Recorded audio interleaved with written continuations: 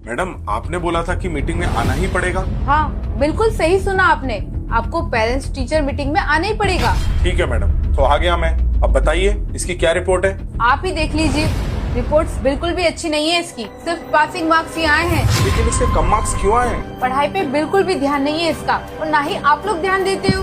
देखो मैडम, मैं और मेरी वाइफ हम दोनों वर्किंग हैं। एक्चुअली हमारे पास टाइम ही नहीं है। हम लोग ऑफिस जाते हैं, फिर घर के काम और फिर इसकी स्टडी भी। और आप अभी देख लीजिए, मेरी वाइफ ऑफिस में इतना बिजी है कि वो आ भी नहीं पाई। अगर आप वर्किंग है तो उसकी ट्यूशन लगवा दो ना, कम से कम ट्यूशन में पढ़ेगा तो उसका फ्यूचर तो सिक्योर होगा।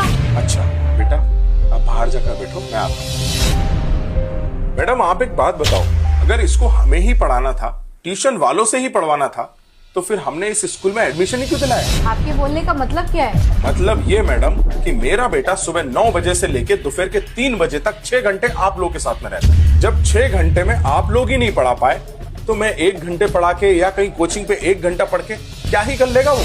देखिए मेरा मतलब वो नहीं था।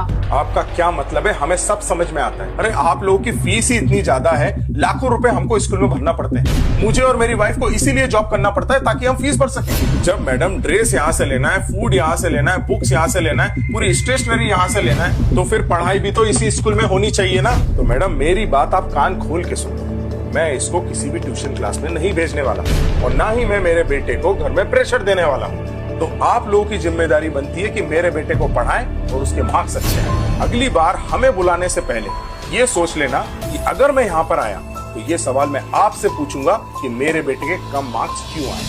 सो madam, I hope you understand my point. This line is not for only my son, this is for all the students. Thank you. दोस्तों एक बात तो बिल्कुल सही है, आजकल के स्कूल्स का ध्यान फीस लेने में है, ना कि बच्चों को पढ़ाने में। अगर मेरी बात सही लगी है ना दोस्तों, तो कमेंट जरूर करिए और शेयर जरूर करिए।